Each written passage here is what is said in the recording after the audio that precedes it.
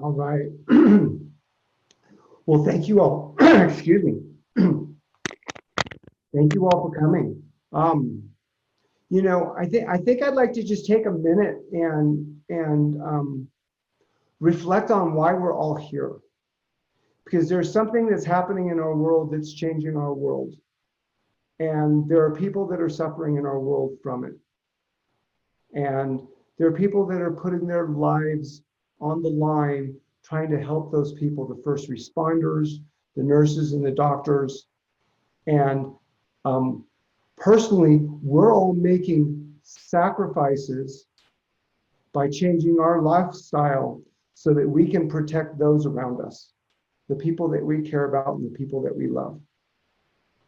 And so taking a moment just to reflect on that we're really here for a reason, and that's to help heal the world.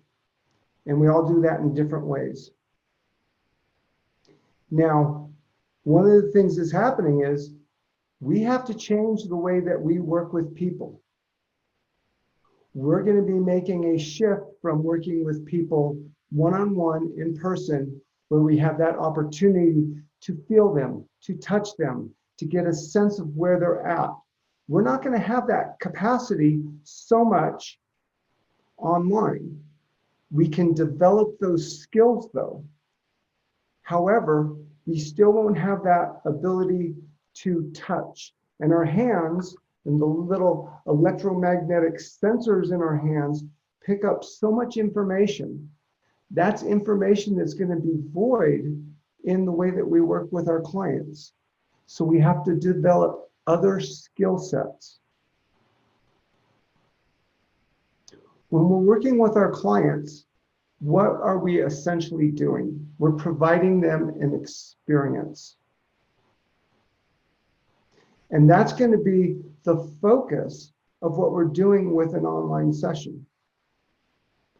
Is we're going to be providing our client with an experience. And I've identified 4 categories. This is in the outline that is in under the course materials. And the 4 main categories are our intake. How do we have our conversation with our client? You know, oftentimes in real life, we're having our client fill out an intake form. We're getting their history. We're looking at their history. We're going to be asking questions. That might shift more because there might be more talk interaction, because we want our client to be able to open up and tell us what their goals are, what their needs are, what their predispositions are, what they'd like to get out of the session. And then we're going to be getting into how are we going to be working with this client and providing them an experience. The experience of having a conversation is the first piece. But then the other experience is we want to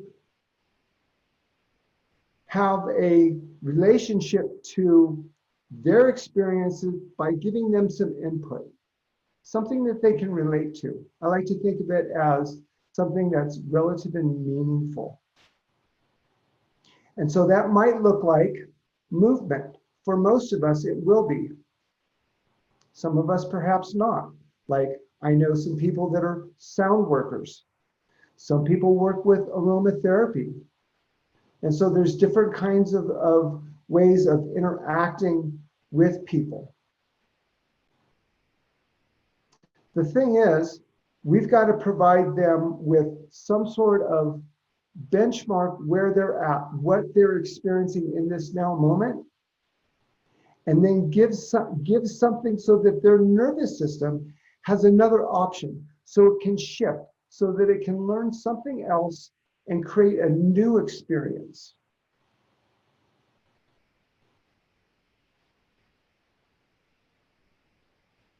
And so we're going to be doing that, excuse me. Oh. We're going to be doing that in a couple of different ways. The first thing we have to do is we have to identify our own palette. And when I mean palette is, what are we bringing to the table as therapists? And if it's movement-based, our understanding of progressions and regressions.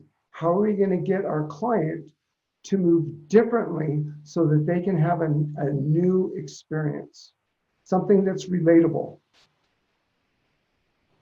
Now, we may have to utilize some intervention strategies where we have some specific feedback for their nervous system. And we're going to get into, this is something that we're going to get into next week. We're going to talk a lot about this, how we can tone down the nervous system, how we can use a process called test, challenge, retest in our assessment and evaluation. And then the fourth thing is, what are we going to give the client to take away with? We need to provide them with some sort of homework, something to reinforce what we've done in that online session with them. And so everything here, these 4 topics, our intake, our assessment, our intervention, and our homework, these are all aspects of how we're providing an experience for our client. So let's take a few minutes, and I want to provide an experience for you. Now, we're going to be eliminating the whole intake process, finding out what your structure or your needs specifically are, but I'm going to give you a specific experience. So I imagine you all have a piece of paper and notes. There are 3 lenses of our experience. We have our sensory lens. This is what we're feeling in our body.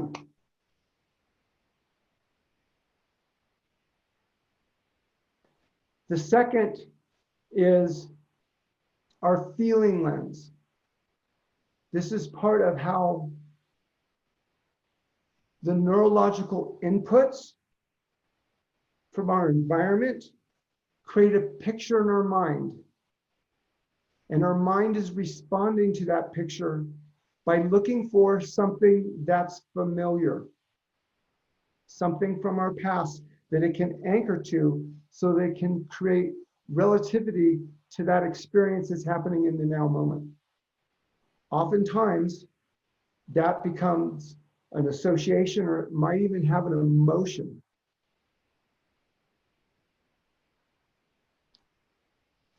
Our senses and our feelings combine, and they move up into our prefrontal cortex. And then our mind processes that information. It essentially puts it into a box. We become judgy pants. Is this good? Is this bad? Is this pleasant? Is this unpleasant?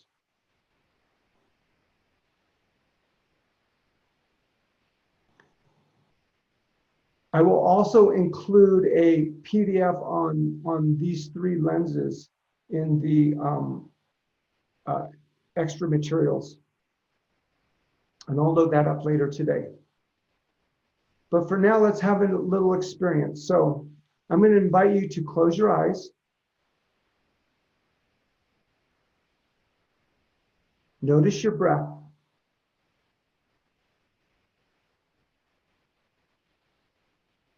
Notice the rise and fall of your breath.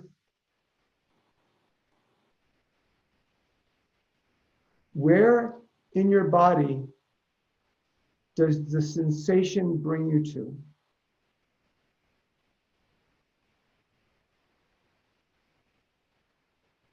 What do you feel there?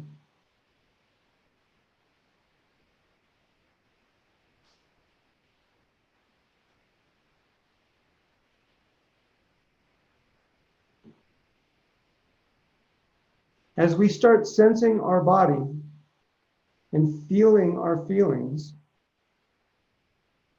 thoughts will arise.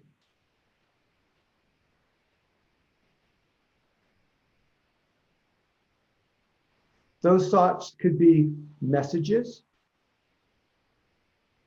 They could be conditioned responses.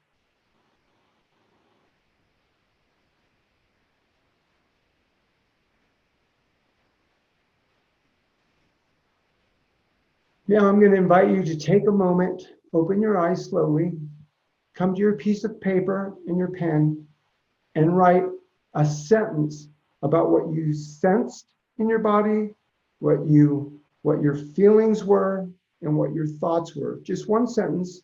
Doesn't have to be grammatically correct or anything, just free flow.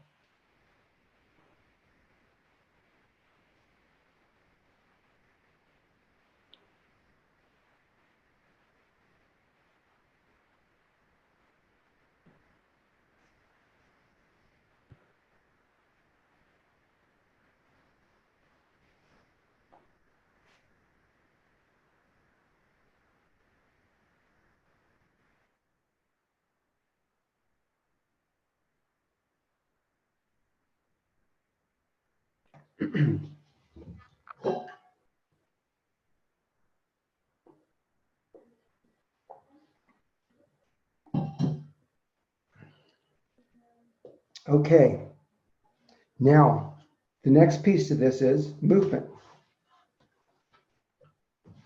So I want you to notice how you're sitting, and I want you to notice where the weight on your sits bones are. And then I want you to go through anterior, posterior tilt and find that sweet spot halfway in between your anterior and your posterior tilt. Notice what that does to your spine.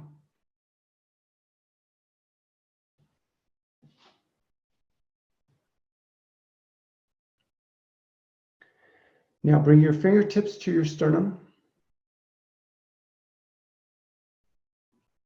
Now go through anterior, posterior tilt. Feel how your sternum changes pitch. Find the neutral place. We want to keep our sternum in this neutral position while we're going through these exercises that I'm going to take you through. We're going to do some cervical mobility. Good. You're welcome to either keep your hands on your torso. You can put your hands on your thighs, whatever it feels good. And wherever it feels meaningful, because you're actually closing the chain and you're increasing the proprioceptive awareness by having more connection with the body. That's why closed chain exercises are so beneficial, because it increases the volume of neurological input to the brain so the brain can process that information. We're going to look at cervical mobility. There are 4 cardinal directions in cervical mobility. There's flexion extension, there's lateral flexion, there's rotation, and there's translation. We're going to have an experience here where we're going to look at how translation is going to have an effect on those other 3 cardinal directions. So we'll start with taking inventory of where we are, creating a benchmark. Spine nice and long.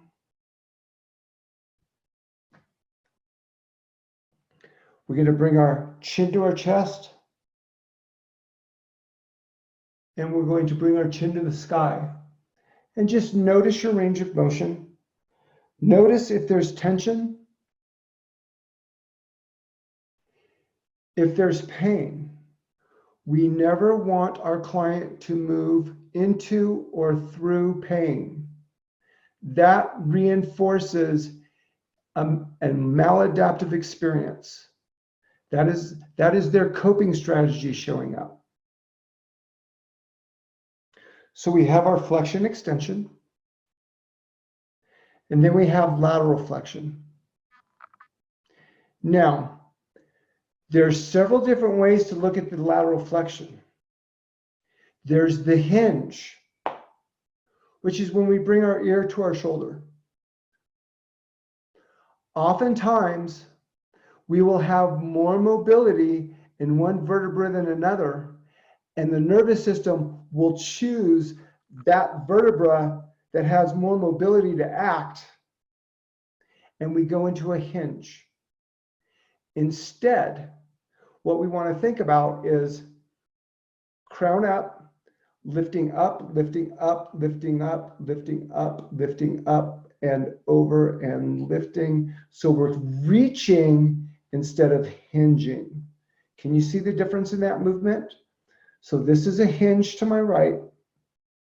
This is a reach to my right. See how much more space is here? It's because I'm spreading the load between all those vertebrae. So that's lateral flexion. Now we'll come to rotation. We'll turn to one side. We'll notice our approximate range. I have maybe 60 degrees to my left. I have maybe 65, 70 degrees to my right. That's information. Okay. That's our benchmark. Now we're going to look at translation. I'm going to turn sideways so you can see this. I'm going to glide forward and glide back. Glide forward and glide back. Sternum is staying neutral. I'm just moving through the cervical cranial. Now, sometimes people will need a reference to their atlas first. I'm not going to do that today, though. So we'll glide forward, glide back, glide forward, glide back, glide forward, glide back. Do that for 5 repetitions. Now, we're going to glide side, glide side. Imagine the eyes are staying level. The chin is staying neutral. There's no rotation. There's no tilt. It's neutral chin. When I was a little boy, I used to love to play at the windowsill. And one of the games that I would play is sliding my chin across the windowsill. Now, instead of holding sternum here, hold clavicles and feel what that feels different when you change the kinesthetic cue that you're giving the body.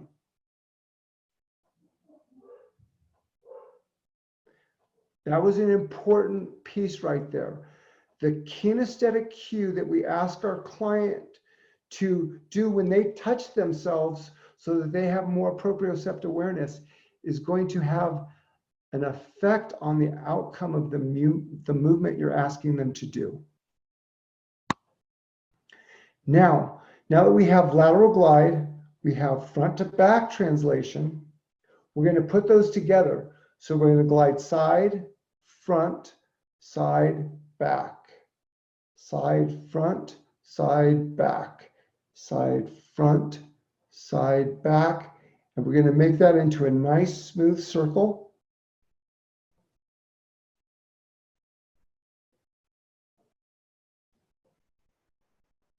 Good. Then we'll switch directions. Side, front, side, back, side, front, side, back, side, front, side, back. Excellent. Next piece. We're going to compound that movement. We're going to add rotation. So if I rotate to this is my right. If I think about the alignment between the nose and the occiput, that's that front back orientation. If I think about orientation between the ears or the relationship of the sphenoid or the jaw, that's side to side. So I'm rotated front, back, front, back, front, back, side, side, side, side, side, side. And then we'll take that and make the circles. So side, front, side, back, side, front, side, back, side, front, side, back. And we'll change directions. Side, front, back, side, front, back, side, front, back, side, front, back. Good. Now we'll turn the other direction. And we'll do the other way. So we'll rotate to the other side. Front, back, front, back, front, back, front, back, side, side, side, side, side, side. Now see right there, do you see how my head actually did a little dip where my chin went that way, my cranium went pitched this way? I've got a little problem in that lateral glide there. Now we'll make a circle. Side, front, side, back, side, front, side, back, side, front, side, back, and then we'll switch directions.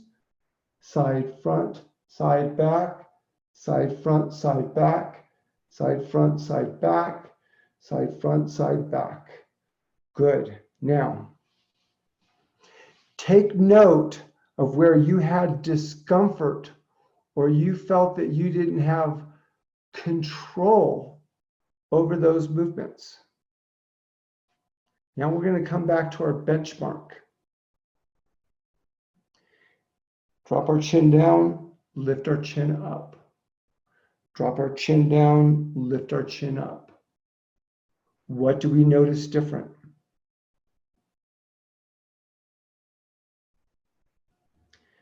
Now, we had the hinge, we had the lift and over. Now we have glide, lift, and over. Do you see how much range of motion my neck increased by adding translation to the lateral movement? Glide, lift, and over. Here's just lift and over. Here's glide, lift, and over. Compound movements. Our nervous system is always looking for ways to compound movement, to make it more efficient. However, if the individual building blocks to compound that movement aren't available, the nervous system will find a workaround. And this is what happens, what's happening when we have tension in our body, when we have coordination patterns that can't meet the demands of our environment. And that can lead to pain. It's not necessarily the cause of pain, but it can lead to it. So now let's look at compounding this a little bit more. We're going to rotate to one side and drop our chin down. Lift our chin up. Drop our chin down. Lift our chin up. Drop our chin down. Now we're going to rotate our chin, and you'll see we're moving through that lateral flexion phase as we rotate up and then rotate back down to shoulder. Rotate up, rotate back down to shoulder, rotate up, chin down to other side. Chin up, chin down, chin up, chin down, chin up, chin down, rotate chin up, rotate chin down, rotate chin up, rotate chin down, rotate chin up, drop chin to other side, rotate chin up, drop chin to other side, rotate chin up, drop chin to the other side, and make that into a nice, smooth figure eight. So there we're combining lateral flexion and rotation. Nice, y'all. We're orientating that to the coronal plane. Let's look when we orientate that to the sagittal plane. It's going to look like this. Chin down, rotate, rotate, rotate, rotate, rotate, rotate, rotate, rotate. Good. Now we're going to come to neutral, chin up, and rotate, rotate, rotate, rotate. Notice how your eyes track.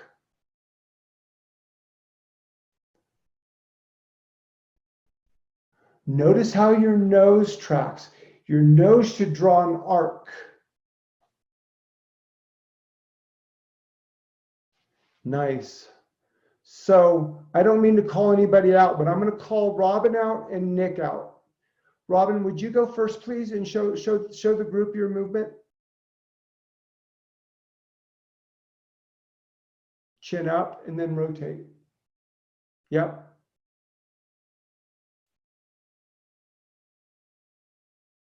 I changed it. Interesting. Good. You cleaned it up. Just by calling you on it, you cleaned it up. That was awesome. Nick, would you go and show us, please?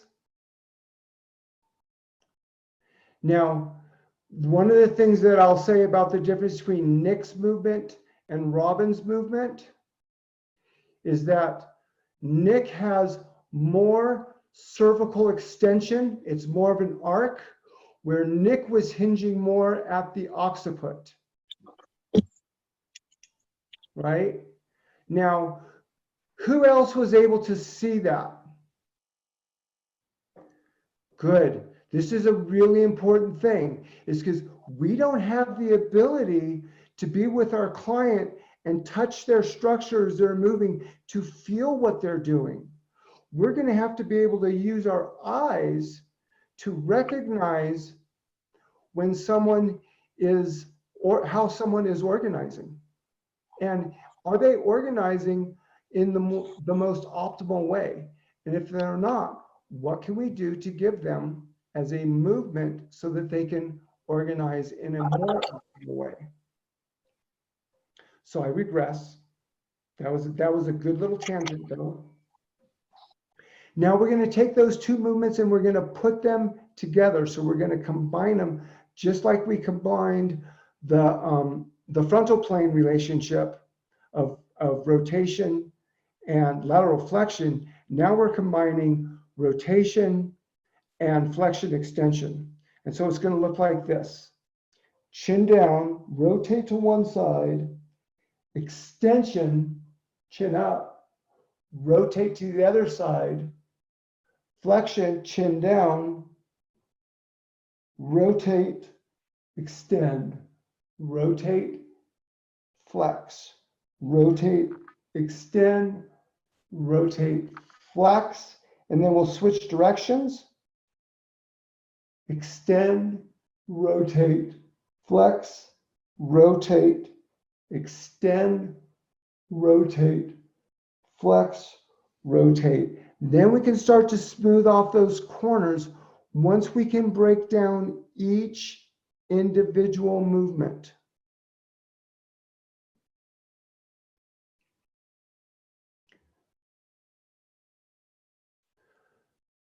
Oftentimes we'll find that we'll need to ask our client to reduce their range of motion. When they reduce their range of motion, they'll able to do a cleaner movement. That's what we're looking for, is how can we clean up their movement so that they have their experiences change in such a way that their movement becomes with greater ease. Good. Now we're going to come back to those original benchmarks. So we're going to drop our chin down, lift our chin up. Drop our chin down, lift our chin up. Drop our chin down, lift our chin up.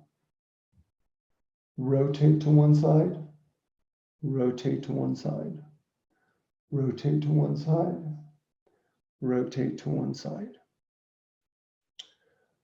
Lateral flex up and over, lateral flex up and over, lateral flex up and over.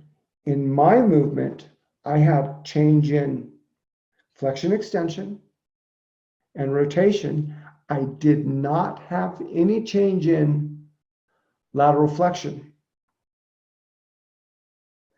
What that would mean is there's an element in lateral flexion that wasn't addressed by that movement.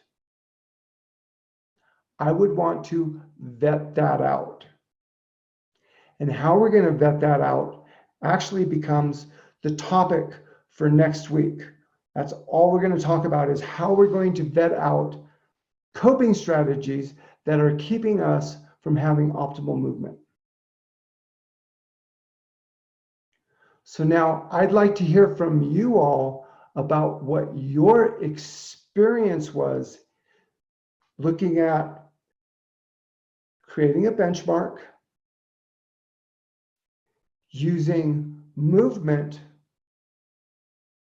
to give the nervous system neurological input in an incremental way where each movement became more sophisticated than the previous, and then coming back to the benchmark. How did that benchmark change? This is going to be the key on how we're able to work with our clients, is to be able to give them experience of noticing how their experience changed. That's going to be the only takeaway that they're really going to have, is how they feel different.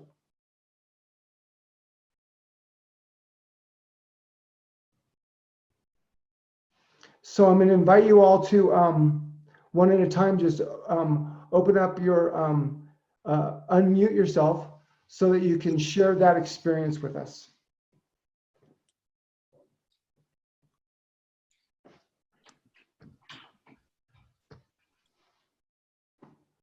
Okay, I'm going to call on someone then. Josh. I was just about to here anyways. So what I noticed was my flexion, chin to chest, was probably the most limited, at least as far as sensation. Definitely helped a bit, but probably like the sequences helped a bit, opening that up. But more than anything, what I noticed is how I'm holding myself in my seated posture is having the biggest effect. So if I'm slouching or if I'm becoming unaware of my rib position, that's having to me the biggest effect right now on my mobility. So it improved a bit with the sequence, but more than anything, I have to stay cognizant of where my ribs are, and that's translating a lot to affecting my cervical mobility. So do you think that the mobility gave you more awareness of your rib position and your torso alignment? Or yes, did your torso alignment give you more perspective of what was happening in your neck? The first. This is what kind of illustrated those blind spots a little bit more, and I started to play with what I could do, not just from here, but also downstream to try to help that. So excellent, excellent. Thank you for sharing that. Who else would like to share, please? I can share. Dax. Thank you, Dax. Hi, Dax. Nice to meet you. Nice to meet you too. For me, which is probably a good thing, I have a little bit of a trigger point in my levator scap from a couple of days ago. Either, I don't know, to emotional stress generally, or just some exercise that we're doing at home. But I find through doing the exercises where I was hinging at one point, I was having much more congruent lateral flexion, extension after doing each of those series. So There's still pain. It's minimized in some of the end ranges, which is good. So I might have said I would have been a 7 out of 10 pain-wise before we started today, and now I'm a 3 or 4 in those positions. Each of the ones cause discomfort initially, and then when doing all the exercises, it dropped to about 3 to 4 in most, with the exception of rotation to the left. Right. So if we think about the levator scap as a multi-segmented muscle, Yes. it's a misnomer actually that the levator scap is a cervical stabilizer. Okay. It is more of a scapular stabilizer, Yes. right? And so if you're having pain in your levator scap, Yeah. and we do neck mobility and we're not getting any results from it that are quantifiable.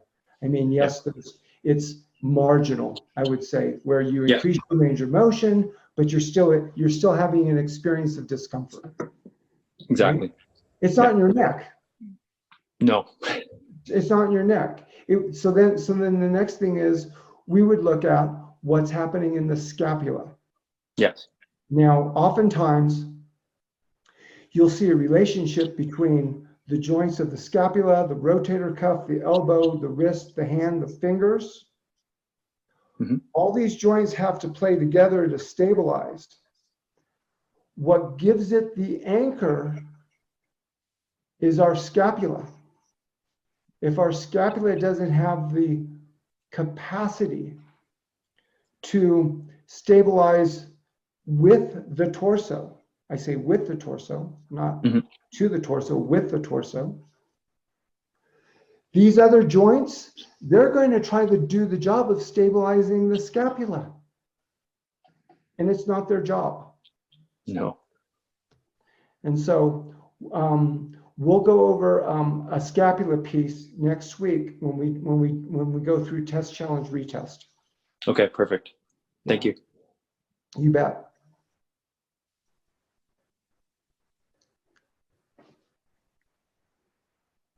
So we have a couple of PTs in the room. I'd like to hear from a PT.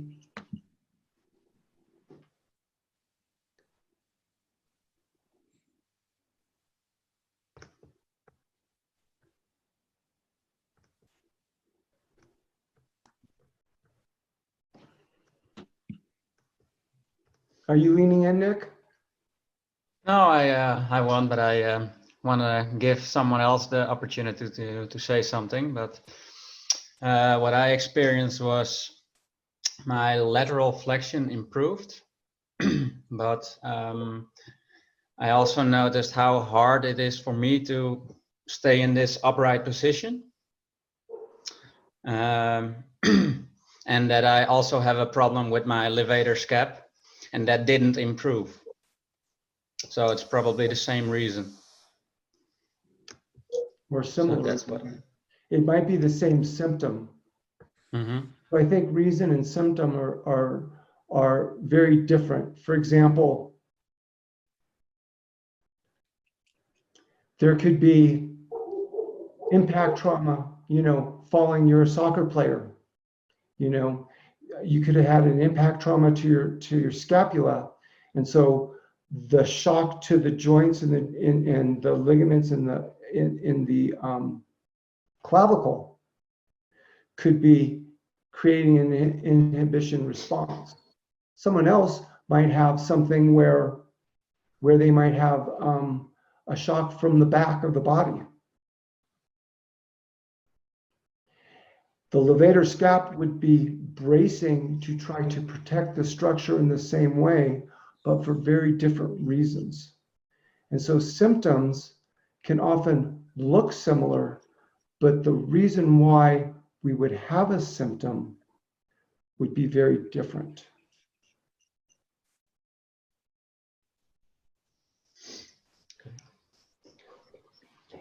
Anybody else? Yes, Rhonda. Well, I found that I wanted to be a good student, so I wanted to do as much range of motion as I've had. And I have found in the past that I've actually injured myself doing that. So not having that impetus to keep up with the class and do the most I can and pull back and do smaller motions, like in a Feldenkrais point of view, that benefits me. And I encourage people to not try to be, keep up with the class if they're really not up to it. That is such a superb point, Rhonda. Thank you for that. So what Rhonda's alluding to also is be where you are. This becomes something really important when we're working with our clients online. We need to match their energy. We need to be able, we're not here to showboat what we can do or our knowledge to help them. Instead, we have to discover where they are, what their capacity is, and work with that. Now, in a group setting, that is impossible because everybody has their own unique needs, their own unique structural adaptations, for their own unique causations. And so for Rhonda to recognize, oh, to do more isn't better for my nervous system. I become overwhelmed. To know thyself, that's wonderful. Thank you, Rhonda. Claire, I saw that you leaned in. Yeah, so I've got a super interesting accident history behind me. So for me, my right lateral extension is super ouchy, but because obviously I'm intimate with my own accident history, I broke my sternum, ribs 3 to 6, and a fracture dislocation of my collarbone, dislocated my jaw, and broke my mandible. So I'm not surprised that that's ouchy, to be fair. I didn't realise quite how ouchy it was. Yeah. Yeah. So yeah, that to me it now makes perfect sense, but I would never have looked at it in that way. Right. So what was the nature of the accident, if you don't mind me asking? It was a mountain bike accident. So I hit a tree with my face, took all the impact through my chin at about 25 miles an hour. Yeah. So there, thank you, Claire, for sharing that. That's So then there's something that interesting that happens at the time of an event, right? There's a moment right before the event is about to happen, and your brain is recognizing, oh boy, trauma is about to happen. And we go into a reflexive, what's called the fear response, where we'll take a deep breath and internally rotate and try to brace and support our body and increase our intra-abdominal pressure. This is like all hands on deck. It's going down. Then there's the moment when impact occurs. The nervous system is receiving all these inputs. The third phase of that is after. The nervous system is taking inventory. The mind is putting together what just happened. In all three of those phases of an event, the nervous system is creating an association based on those neurological inputs. Different people will be responding differently to that before, during, and after phase in an event. And this starts to get into how our limbic system is storing that trauma. Then we have to compartmentalize it in some way. In Claire's case, she was talking about she didn't realize that she had those movements that were eliciting pain. The reason why is our nervous system knows what building blocks of movement are available and which aren't, where it's safe to go, where it's not safe to go. When it's not safe, the nervous system designs a workaround. And this is what we see when we use the terms compensation, compensatory movement. It's a coping strategy for the nervous system to keep it safe. It's actually a good thing. The nervous system believes it needs it. However, it might not be optimal. It might not be sustainable. We probably want to give the nervous system another option. And the way that we give the nervous system another option is to show the nervous system that it's safe again to move into that range of motion. And that might take a little bit. That might take doing some receptor work or clearing the limbic association,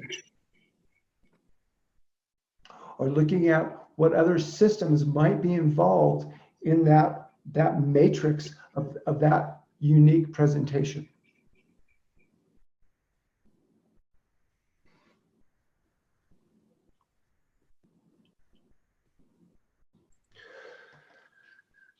The movement that we're providing for our client and how we interact with our client is the experience that we're giving them. And if we want our client to come back to us, it's got to be meaningful and relevant to what's going on with them. For example, you have a client that comes to you with knee pain.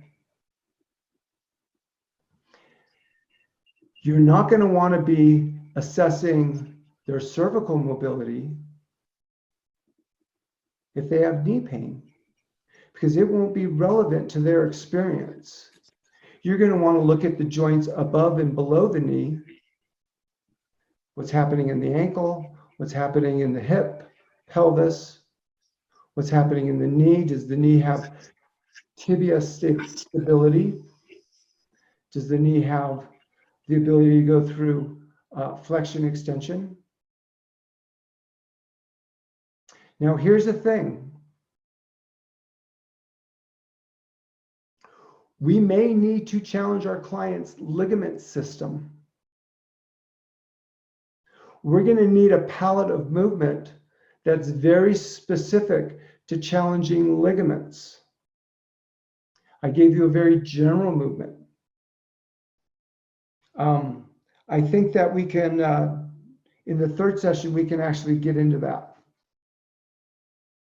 Is we can look at how do we use specific movements to stim the nervous system specifically for what their main problem is, what they're coming for, what they want to resolve. Oh, I have knee pain. Well, why does your knee hurt? Is it something that's happening in the ankle? Is it something that's happening in the knee itself? Is there something that's happening in the hip or the lumbar? So you all are familiar with the 5 primary kinetic chains. And the second chain is ground force reaction and shock absorption.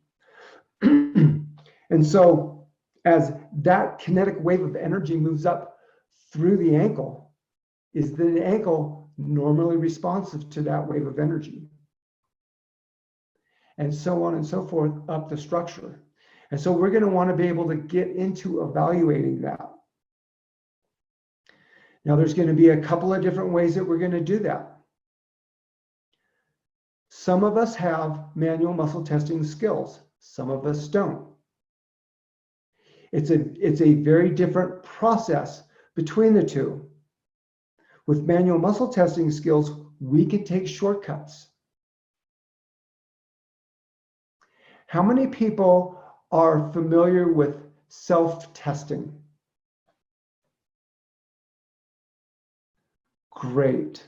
Most of you are. Some of you aren't. So there's something that's called limbic resonance. And limbic resonance is the vibrational connection that we have with other people. It's actually an infinite. We have the capacity to reach out through the cosmos. I don't know if you've ever done like meditations where you start on Earth and you go up into the atmosphere, then you go up into the stratosphere, and you go into space, and you go to the moon, and you can project your energy field out, and you can bring your energy field back in. We can do the same thing with our muscle testing. It's a learned skill. Not everyone is going to be able to be comfortable with that skill. And if we're not comfortable with that skill, we have to come up with another way. And that way is doing two things. One is, what are we seeing and noticing? When we're asking someone to do a movement, we're looking at how they're organizing in that movement. Are they able to respond to a verbal cue? If they can't respond to a verbal cue, then that means that there's something in the nervous system that is not allowing them access to that movement. And we have to figure out why and what. And that would mean breaking down that movement component by component and looking at how all those individual components are able to respond. Now, if we do have muscle testing skills, we can very quickly vet this out. We can ask, and we'll practice this next week. We can ask, with this knee pain, is it in the ankle? Is it in the knee? Is it in the hip? Is this something structural? Is this something in our physiological system, our circulatory systems, our endocrine system, our organs and viscera? Is this something that relates to an association, an event, an experience, which subsequently becomes an emotion? We don't start with an emotional experience. That's the end result. That's how we're processing and quantifying our events and experiences.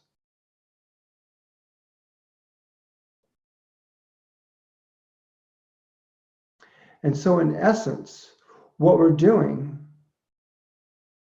is we're working with our clients so that they can have an experience, so that we can, as practitioners, provide neurological input to their nervous system so that their nervous system can make change in a way that they can respond more appropriately to that movement.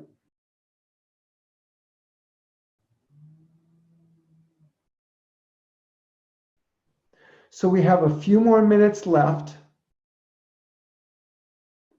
I'd love to hear if any of y'all have any questions on what we've covered so far. If you have any requests, because this time I'm here for you, and I don't want to just be up here blah blah, because I can blah blah all day long, and and I don't know what lands and what doesn't.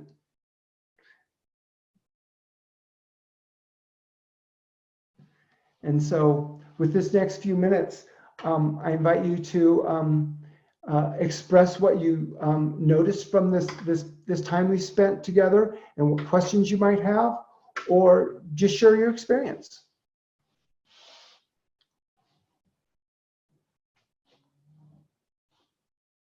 Joseph, I do have a question. Let me just start the video. Could you kindly repeat what you said in the beginning about closed chain movements? You said they're very important because, and you mentioned. Right. So what closed chain movements do is they increase our proprioceptive awareness. And the way that happens is when we close the chain, there's more activity on the joint receptors and the connective tissue receptors as Sorry, I'm just input writing into it the down brain. because I love the way it sounds. So I just want to integrate it in my own time. Yeah. Sorry. And, Yeah. and so this is why you'll see movement therapists look at someone doing an open chain movement, and then they bring them to a closed chain environment and have them repeat that movement, and then go back to the open chain movement to observe how the movement changed. Now there's another piece to this, and that's the outward piece that as a therapist we're looking and seeing. But perhaps the more important piece is the client's experience.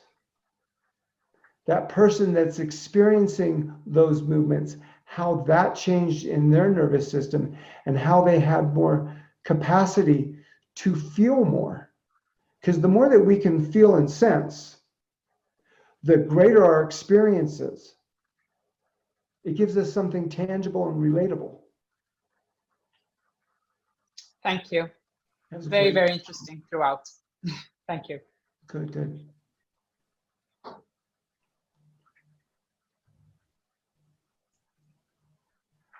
Anyone else?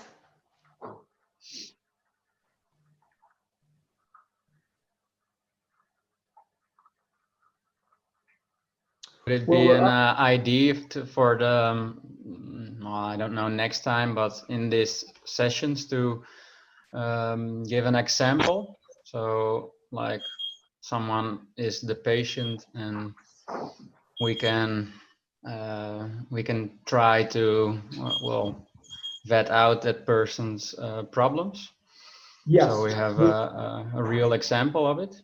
Yeah, we're going to go through two different ways. We're going to use the test, challenge, retest using movement, and then we'll go through a second way of developing an indicator using the therapy localization to vet it out. And I'm going to post on the rules of therapy localization as so I have two PDFs that I will be loading into the course.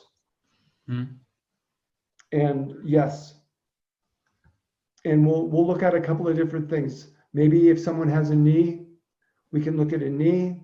Someone has a scapula, we can look at a scapula, and we'll start to look at different ways that we can work with someone, and